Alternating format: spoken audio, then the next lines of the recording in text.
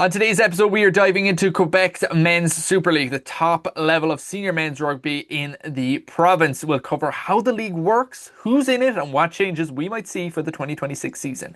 But before we kick it into gear, make sure you hit that follow button to get right up to date with all the action across Canada. Welcome back to Pitch Side with myself, Sean Ryan Radio, the podcast focused on grassroots rugby across Canada. Today, you guessed it, we're talking about the Men's Super League in Quebec. Now, you're probably asking yourself, what is Men's Super League? What's it all about? Quebec's Super League is the top level of rugby in the province with three lower leagues called the LP1, the LP2, and the LP3. It's the highest standard of club rugby in Quebec. And the rugby season typically is from early May to early August. And this league has been so good, both on the men's and the women's side of things. We've seen some crazy international talent, and I'm about to mention it. So there's been so many Canadian internationals, stars that have played for both clubs in the men's and the women's. Now, Alexandre Tessier stands out straight away. She played for Saint Anne de Bevenue, and I think I'm pronouncing that right. I'm not a French speaker, but that is my best guess. I'm going to be calling that club SAB throughout the podcast just to make it easier on myself. But that's who I'm talking about. She's absolutely phenomenal. She's unbelievable. I don't know if you saw her in the World Cup, but she was absolutely fantastic. She knows her stuff. She knows what she does. And, she's got a silver medal in the World Cup for it. Justine Pelletier, another one. She played for Club de Rugby de Quebec. So absolutely talented as well. Really good player. In terms of the men's side of things, we had Carl Hunger for Beaconsfield, my apologies, RFC, and then Matt Heaton for Ormstorm Saracens. So it shows some of the international experience that comes out of Quebec. Very talented. They just have a different way about them. I feel like the style of rugby that's played in Quebec is a bit different to the way it's done in Ontario and in the other provinces. Does it have to do with language? Does it have to do with just being a French-speaking nation or province? Sorry, who knows? But they definitely play a very different style of rugby there. Now, in terms of the league structure, the league has changed a few times since COVID. I think that's very common for all leagues across Canada. So in 2021, they had 7 teams in the Super League. In 2022, they had 8 teams and included the Bytown Blues, which we now know is in the Marshall Championship this year. So interesting to see a team that was in Ontario, was in Quebec, is now back in Ontario. And you'll see that with some of the teams in terms of they're in Ontario, they're on that border between Quebec, they're playing in the Quebec League. It could do with, and sometimes this overlap happens at the college level, the university level, as well as the club level as well. So most likely the following teams that we might see in the top 6 for the Super League is Beaconsfield RFC, Town of Mont-Royal RFC, Montreal RFC, Quebec RFC, Saint Anne de Bevenue, as I said, SAB RC, and then the Montreal Irish are the team being promoted into this league. So what makes this league very interesting is not just the way the structure is. Some of it sounds very familiar, but it's the way the teams operate, the way they're structured, because there is big differences between these teams. And a lot of them are kind of based in Montreal or Quebec City.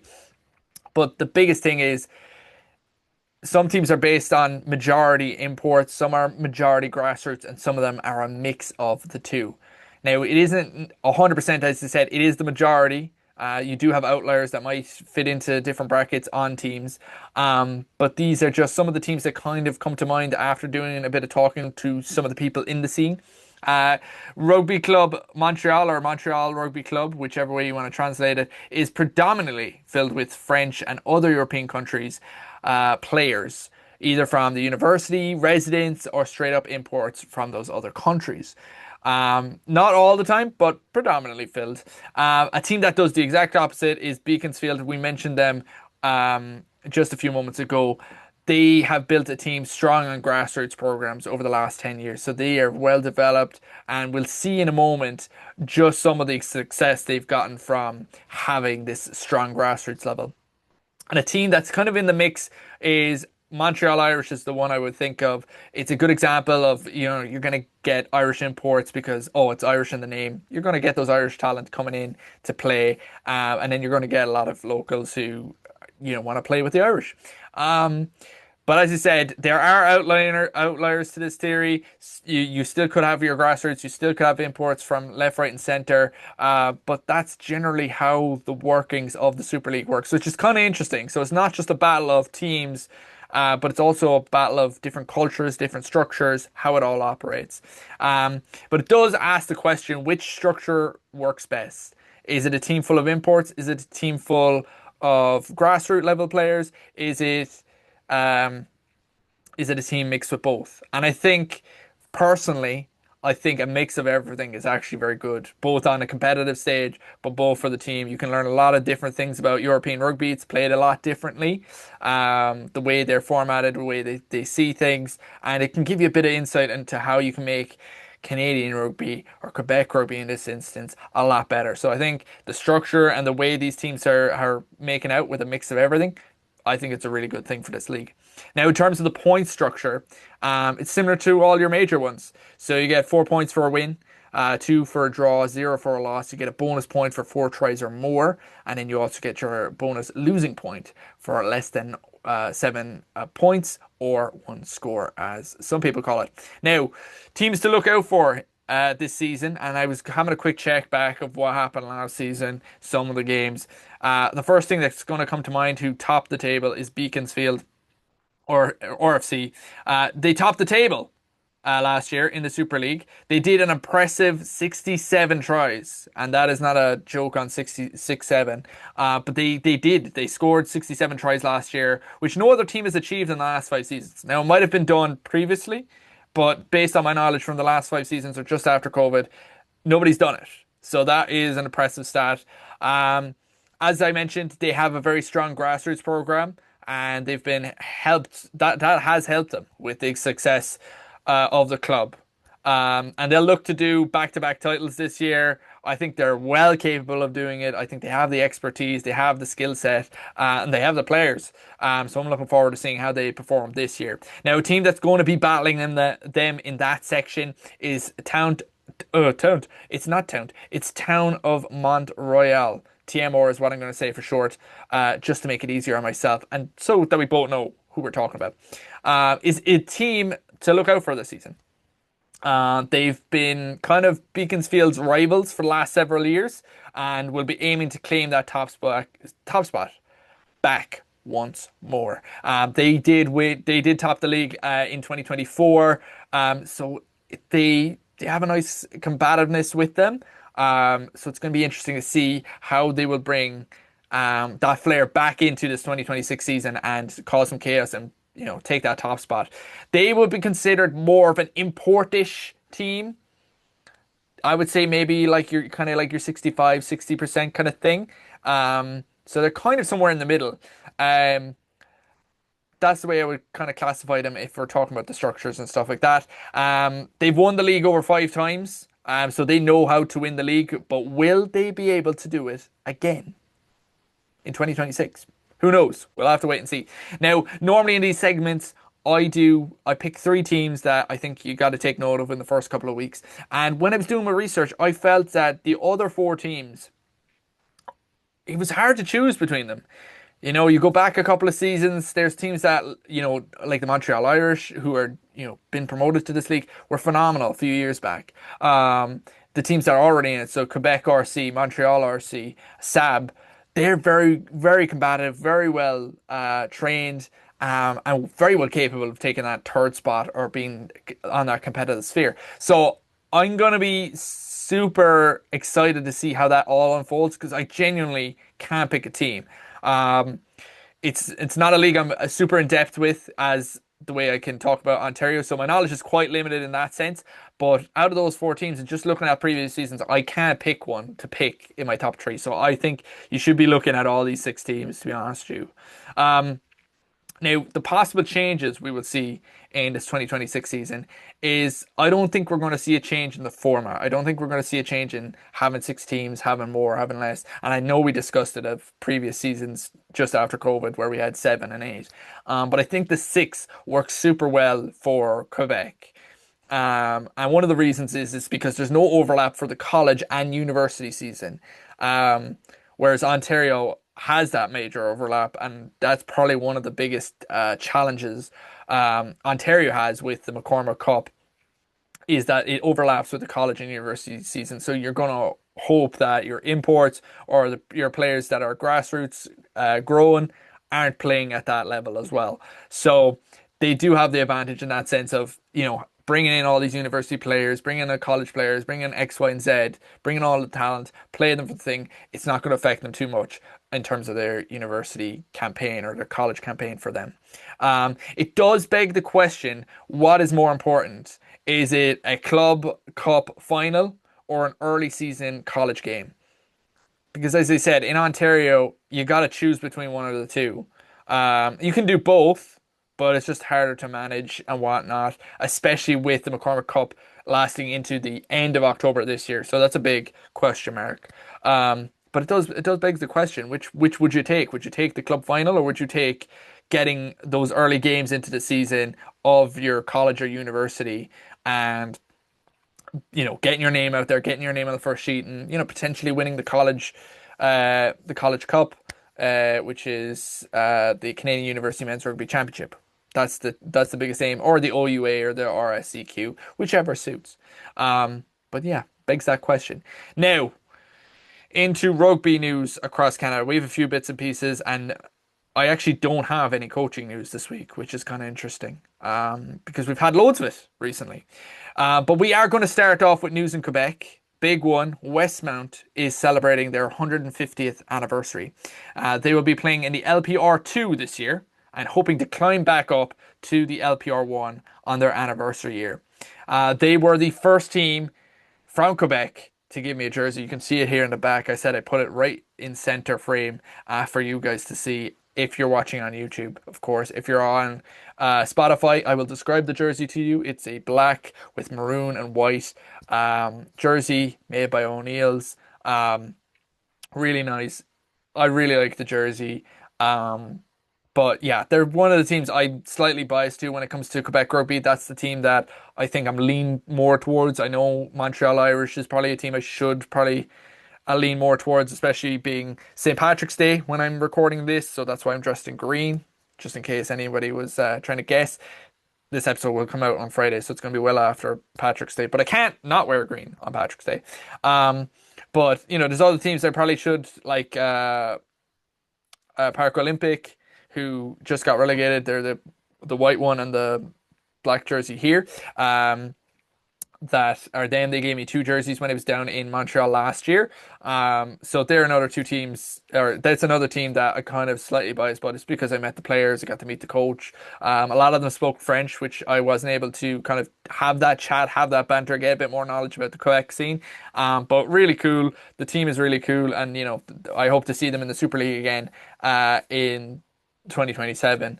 But yeah, really cool club, Westmount, celebrating their 150th anniversary, and I wish them all the best on their endeavours of getting back into the LPR1 this year. Now, in university news, and this kind of interlinks with Quebec news in a sense, Justin Cross has switched sides from the OUA to the RSEQ.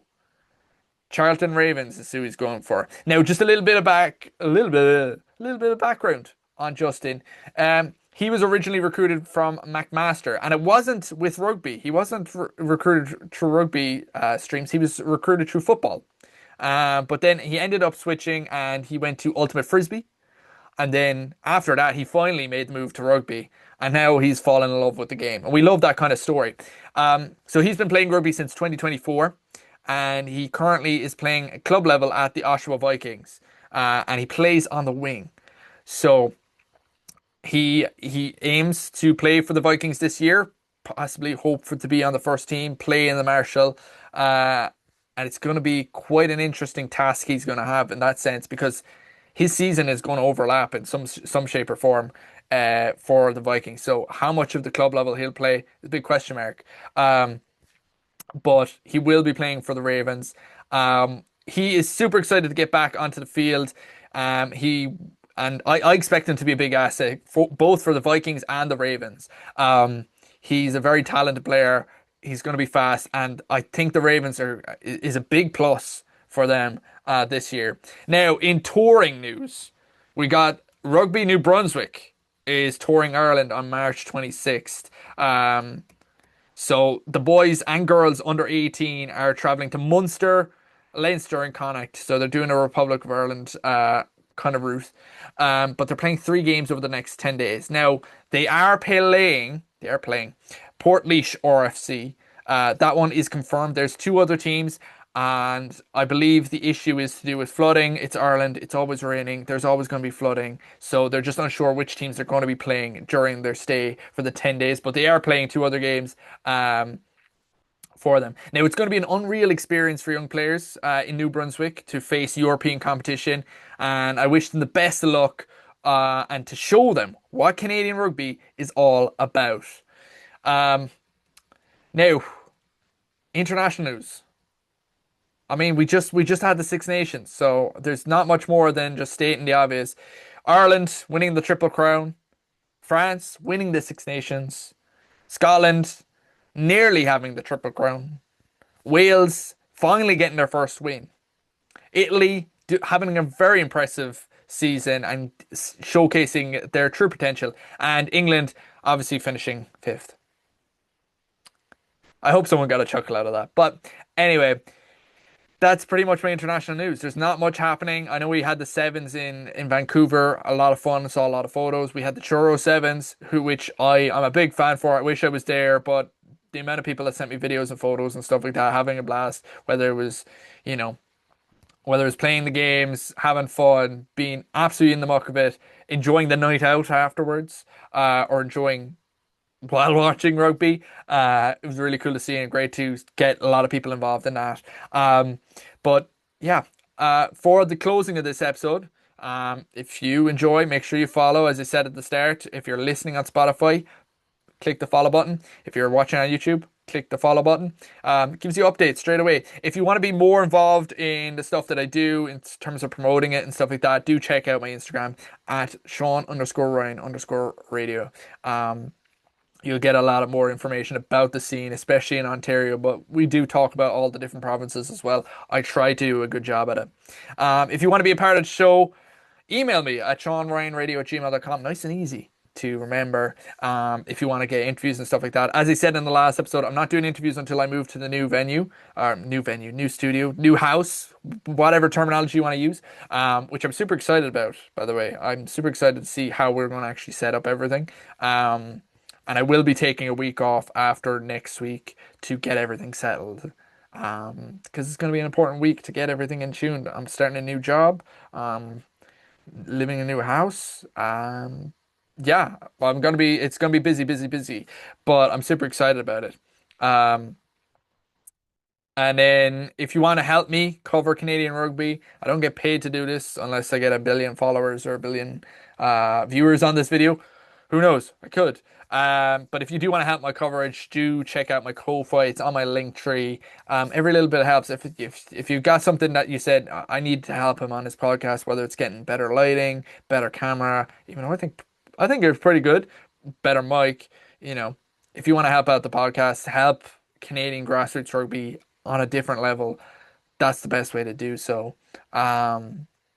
But I'll still be making episodes regardless. So if you want to help out, you help out. I'm still going to be making episodes the best that I can, regardless of the financial aid. I don't want to sound like I'm begging at the same time. It's a weird thing to kind of say, go to my Ko-fi. Anyway, just being real with you. On the next episode, we are going to be looking at Alberta. It was the other one that we were going to pick. I do have a call with them on the day this episode comes out, so I'm going to be talking a lot with the Alberta crew. I'm super excited about them because they've been very invested, the Rugby Alberta, about me in particular, and a lot of the other provinces have, but I feel like they've nearly dragged towards being like, yeah, and we'll showcase some of the jerseys. Some of them are just up here. I've only left out the ones that I actually need for the last two episodes, so some of them are just up here. Um, but I'm super excited to show you as well. Um, but yeah, that's it. That's the end of the episode. Until then, I'm Sean Ryan, and this has been Pitchside.